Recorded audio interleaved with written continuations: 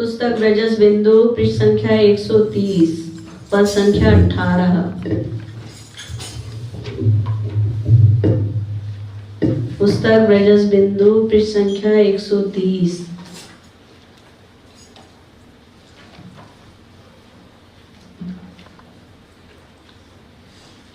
हम लोगों का एकमात्र लक्ष्य आनंद प्राप्त करना है। विश्व का प्रत्येक जीव केवल केवल केवल आनंद प्राप्त करना चाहता है और उसी आनंद प्राप्ति के लिए, सुख प्राप्ति के लिए प्रतिक्षण प्रयत्नशील है। अब प्रश्न ये है कि वो वास्तविक सुख कैसे मिलेगा और कहाँ मिलेगा। तो वो वास्तविक सुख जो हम ढूंढ रहे हैं वो भगवान को प्राप्त करके ही मिलेगा। लेकिन संसार में भोले भाले लोग जिनको तत्व ज्ञान नहीं हुआ या सही गुरु नहीं मिला, ऐसे भोले भाले लोग सुख को संसार में खोजते हैं, ढूंढते हैं। तो संसार में तो सुख का लवलेश भी नहीं है। सीधी सी बात है, अगर संसार में सुख होता तो नंबर 1 सबको मिलता। किसी को एक ही वस्तु से, एक ही व्यक्ति से सुख मिल रहा है, उसी वस्तु उसी व्यक्ति से किसी को दुख मिल रहा है। जो लोग प्याज लहसुन खाते हैं उनको प्याज लहसुन की तरकारी में, सब्जी में कितना आनंद मिलता है, और जो लोग नहीं खाते, नहीं पसंद करते, धोखे से भी उनकी थाली में वो सब्जी परोस दी जाए तो क्या बोलते हैं, कुछ अजीब सा लग रहा है, बदबू सी आ रही है। क्यों? क्योंकि वो खाते नहीं हैं। तो उसी प्याज लहसुन से एक को सुख मिल रहा, एक को दुख मिल रहा। क्यों?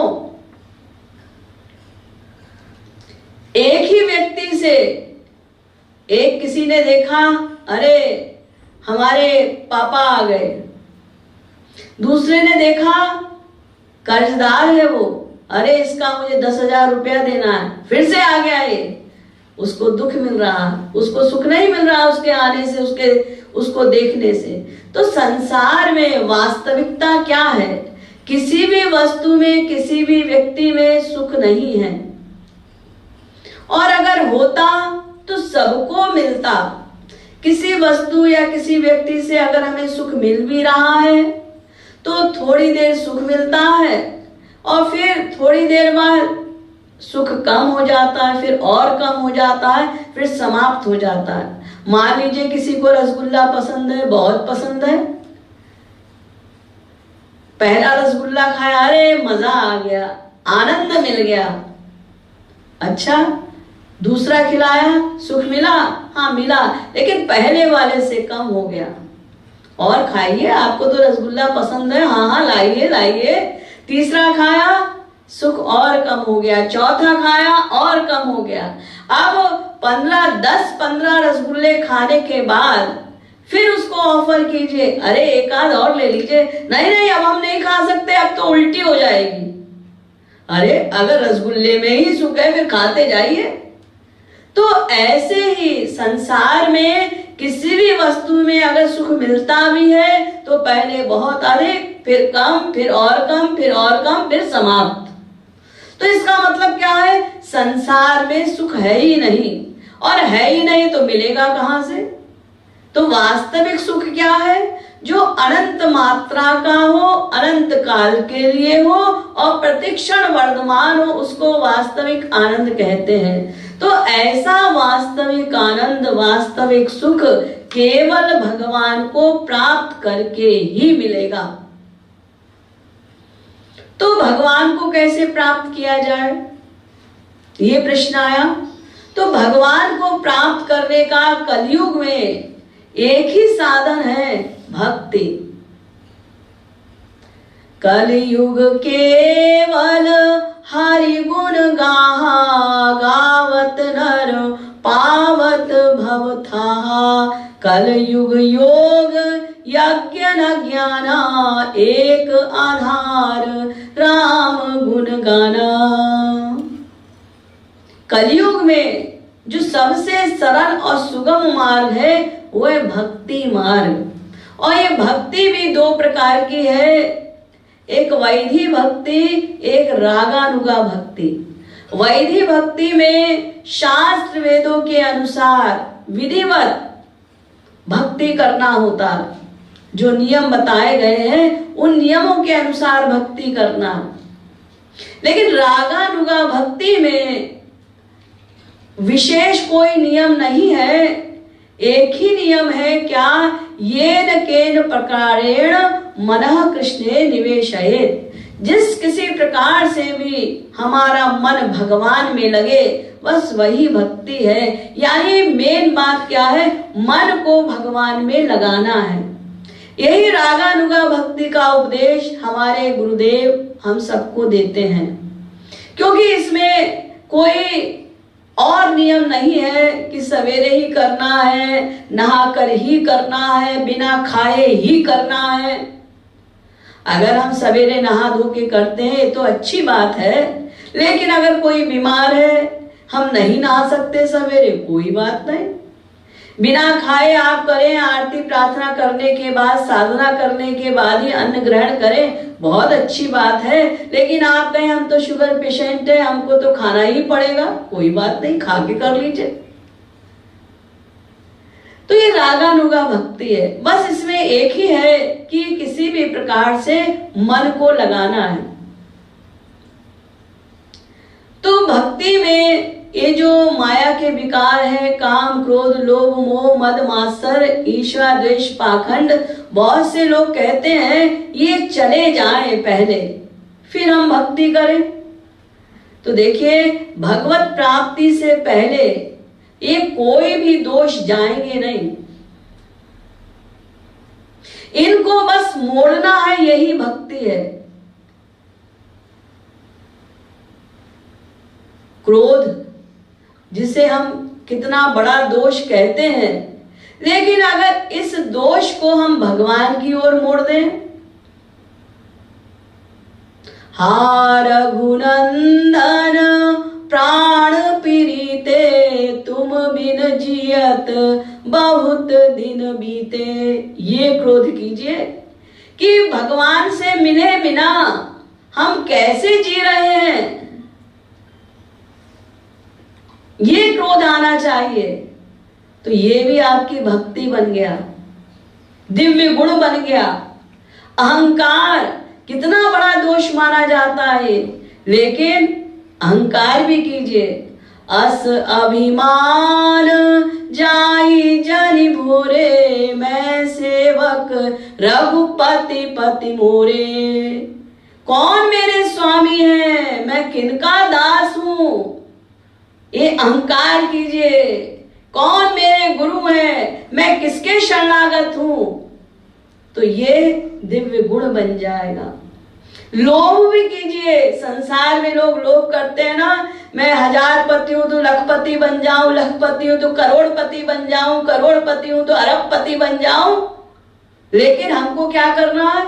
सीताराम चरण रति मोरे, अनुदिन बढ़ई अनुग्रह तोरे। और मेरा प्यार बढ़े हरि गुरु चरणों में, श्याम सुंदर के चरणों में, राधा कृष्ण के चरणों में, सीताराम जी के चरणों में मेरा अनुराग बढ़ता जाए, बढ़ता जाए, बढ़ता जाए। ये लोभ कीजिए।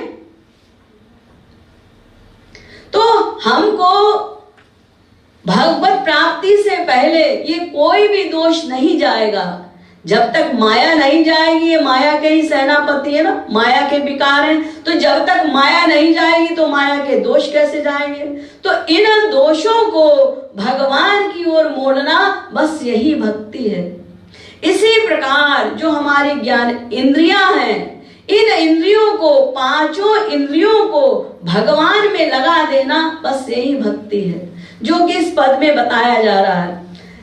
सहज सने ही श्याम हमारो, हमारा मन है ना, ये कभी भी खाली नहीं रहता। अगर आपका मन हरि गुरु चरणों में है, आप ध्यान कर रहे हैं, आंसू बहा रहे हैं, तो सीधे सी बात है उतनी देर आप संसार से विरक्त हैं, आपका मन संसार में नहीं है। और यदि संसार में आपका मन गया हुआ है तो फिर आप भगवान में अनुरक्त नहीं है। ये मन एक है तो एक समय में एक ही काम करता है। तो अगर हम इसको भगवान के चरणों में लगा दें, भगवान की तरफ लगा दें, तो इस संसार में जाएगा ही नहीं, सीधी सी बात है। तो इस पद में श्री महाराज जी ने बताया है अपनी पांचों इंद्रियों को बस भगवान में हमें लगाना है। दृग असुवन सो पोय हार नित पहिरावती उर्धाम, आंखों से श्री कृष्ण का ध्यान करते हुए, क्योंकि हमारे श्याम सुंदर सहज स्नेही है, स्वाभाविक रूप से उनका स्वभाव है सबसे प्रेम करना, तो उस हमसे प्रेम किए बिना उनसे रहा ही नहीं जाता। ऐसे स्वभाव से प्रेमी श्याम सुंदर से हमको प्रेम करना है। तो दृग असवन सो पोय हार नित पहिरावती उर्धाम, तो अपने श्याम सुंदर प्रियतम को उनका ध्यान करते हुए वो हमको कब मिलेंगे, कब उनका दर्शन होगा, कब मैं उनका आलिंगन करूंगा, इस प्रकार जब भीतर से व्याकुलता पैदा होगी तो इन आंखों से आंसू निकलेंगे। और फिर दोनों आंखों से जब आंसू निकलेंगे और हृदय में श्याम सुंदर का वास है, तो एक तो आप फूलों की माला पहनाते हैं अपने मंदिर में, बाजार से लाकर या घर में आपने फूल लगाए हुए हैं, उन माला बनाकर आप श्याम सुंदर को पहनाते हैं, अपने गुरु को पहनाते हैं। नहीं, उससे भी अच्छी माला है क्या? आंखों से आंसू बहाइए, दोनों आंखों से आंसू निकले और बीच में हमारे श्याम सुंदर हमारे हृदय में बैठे हैं, हमारे गुरुदेव हमारे हृदय में बैठे हैं। और जब वो आंखों से आंसू निकलेंगे तो बीच में जो श्याम सुंदर बैठे हैं तो वो माला उनको पहनाइए। ये व्याकुलता पैदा कीजिए कि आंसुओं की यह माला मैं कब उनको पहनाऊंगी। और यही हमारे गुरुदेव को अत्यंत पसंद है, यही श्याम सुंदर को पसंद है। ललित त्रिभंग अनंग विमोहन सुमिरति आठो याम, तीन जगह से त्रिभंगी लाल टेढ़े हैं ना श्याम सुंदर, तो त्रिभंगी लाल श्याम सुंदर जो कि करोड़ों कामदेव को भी मोहित कर लेते हैं, ऐसे श्याम सुंदर का निरंतर आठों याम ध्यान करो। रसना सो निशिवासर छिन छिन गावती हरि गुणगान, और वाणी से रसना से श्याम सुंदर के गुणों का गान करो। श्रवण सुनत नित प्रियतम चर्चा सुधा मधुर मधु नाम, और कानों से श्याम सुंदर की निरंतर चर्चा प्रवचन सत्संग सुनो। हम कृपालु उनके वे मेरे कहा जगत सो काम, इस प्रकार भीतर से कि मैं श्याम सुंदर की हूँ, श्याम सुंदर मेरे प्रियतम है, मैं उनकी प्रेयसी हूँ, इस प्रकार चिंतन करते हुए और इन पांचों इंद्रियों को श्याम सुंदर में लगाते हुए हमें ध्यान करना है और अपना प्यार बढ़ाना है। तो संसार के लिए कहा जगत सो काम, फिर हमें इस संसार से क्या लेना देना है, संसार से हमारा कोई स्वार्थ हल नहीं होगा, हमें तो श्याम सुंदर को प्राप्त करना है। तो इन पांचों इंद्रियों को श्याम सुंदर में लगाना ही भक्ति है। और रामायण में तुलसीदास जी ने बड़ा सुंदर लिखा है, जो न करहि राम गुण गाना, जीह सुधाधुर जीह समाना, नैनन दरस संत नहीं देखा, लोचन मोर पंख करि लेखा। जिन आंखों से संतों का दर्शन ना हो, हरि गुरु का दर्शन ना हो, वो आंख मोर पंख के समान है। जिस वाणी से कीर्तन ना हो, वो मेढक की टर टर की बातें हैं। यानी पांचों इंद्रियों को हरि गुरु में लगाना, बस यही इन इंद्रियों का सदुपयोग है और यही भक्ति है, यही हमको करना है। ये इस पद में शिव महाराज जी ने बताया।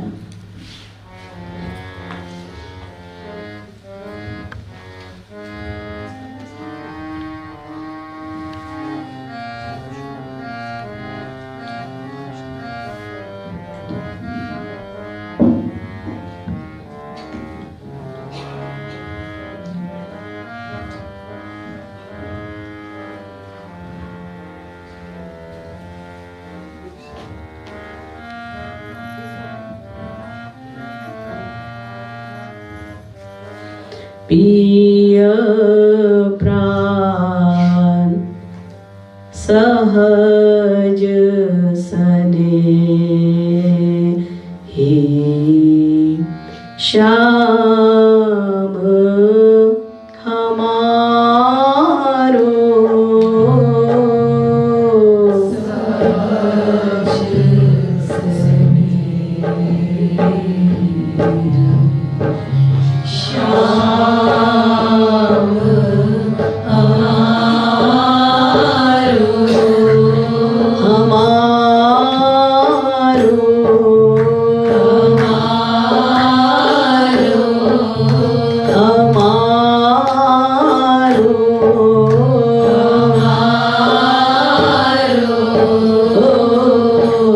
सहज सने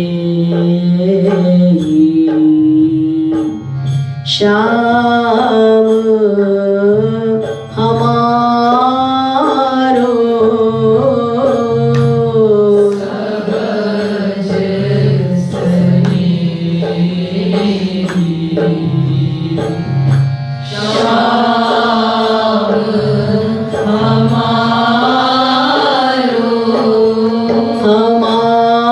हमारो। गाइए हमारो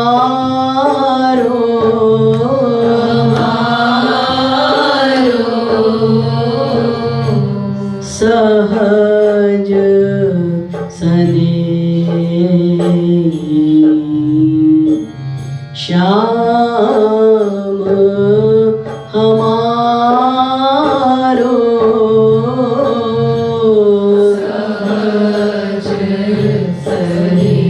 सहज सने श्याम हमारो सहज सने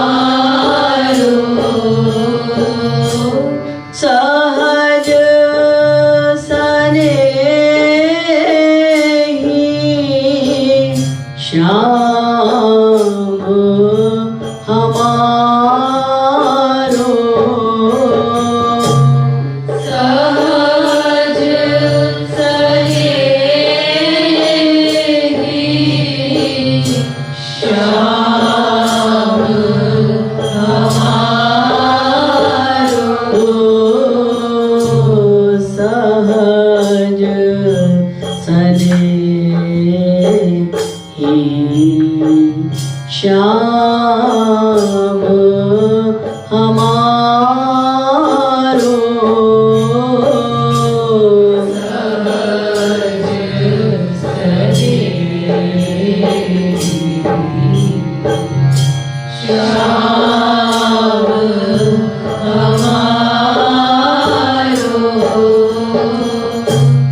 दिग आसुआन सो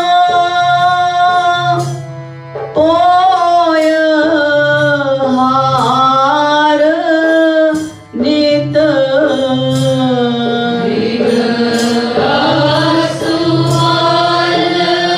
गाइए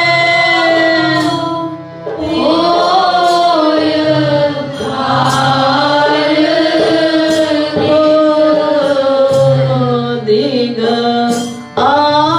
आसुआन सो पोय हार नित दिग आसुआन सो पोय हार नित पहिरावती उर्धाम हमारो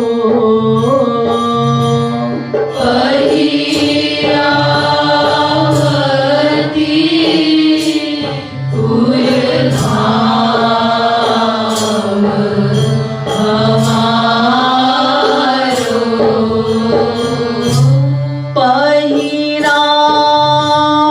पहिरावती उर्धाम हमारो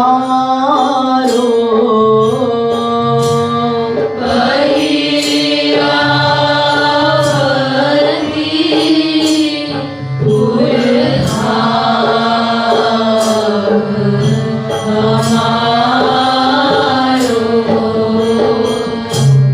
ललित त्रिभंग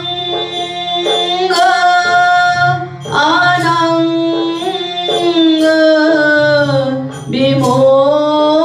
विमोहन ललित त्रिभंग अनंग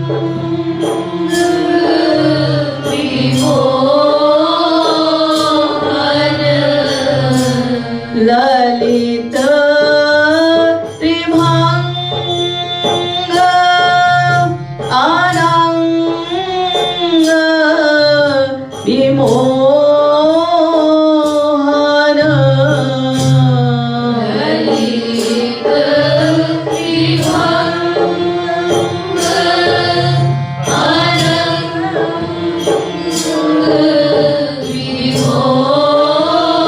विमोहन सुमिरति आठो याम हमारो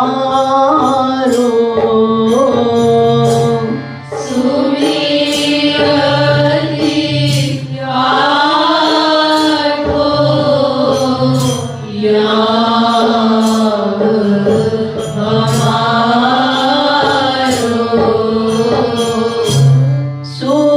सुमिरति आठो याम हमारो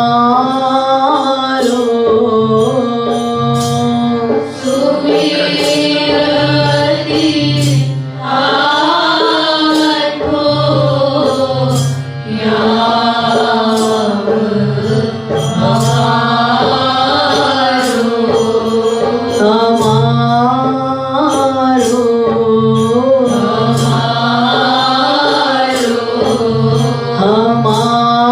हमारो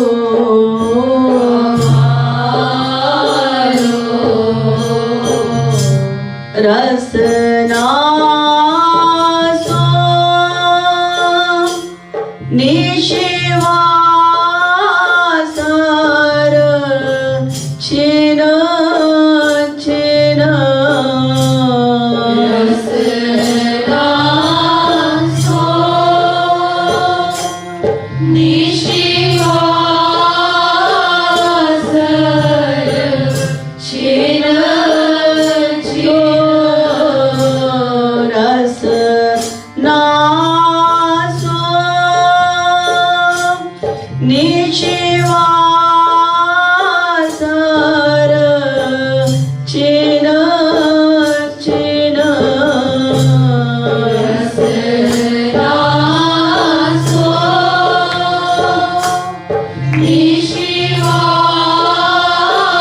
निशिवासर छिन छिन रसनासो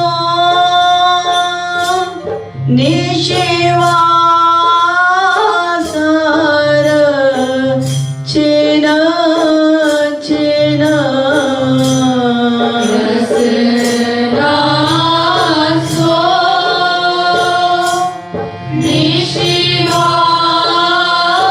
निशिवासर छिन छिन गावती हरि गुण ग्राम हमारो गावती हरि गुण ग्राम हमारो हमारो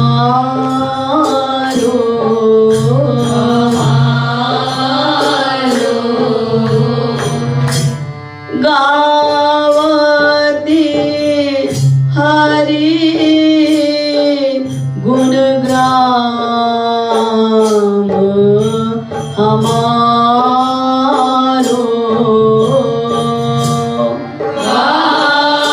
गावती हरि गुण ग्राम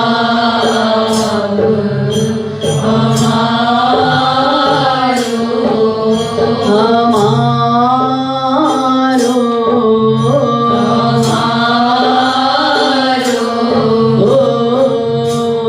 सहज सरे ही श्याम हमारो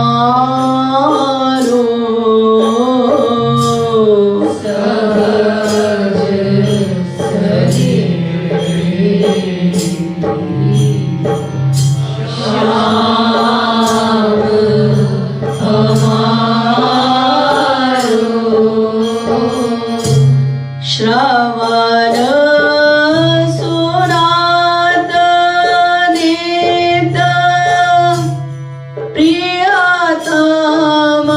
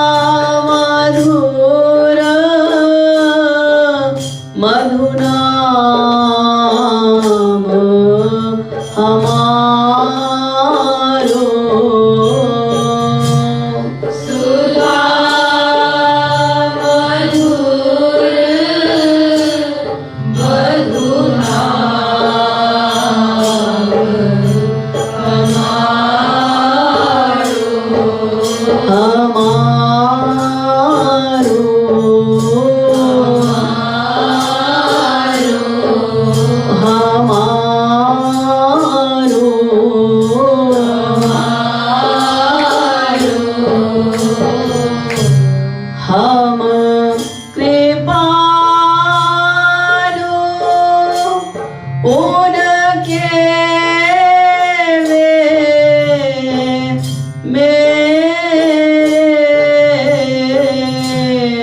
हम कृपालु उनके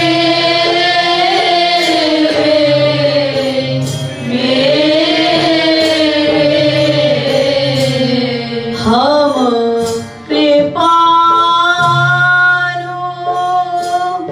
उनके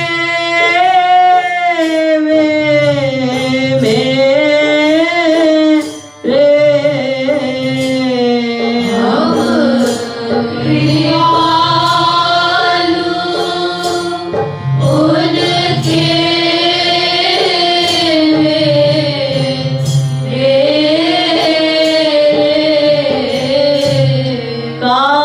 कहाँ जगत सो काम हमारो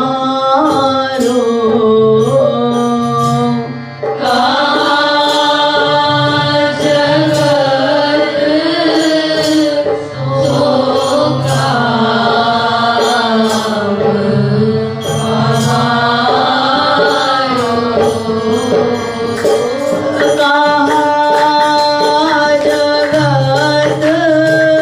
सो काम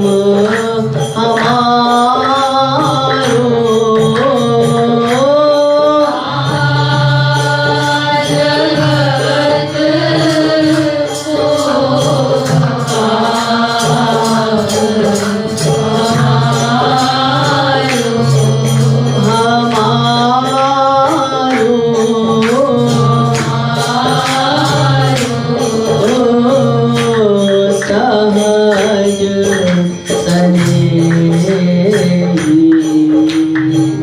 श्याम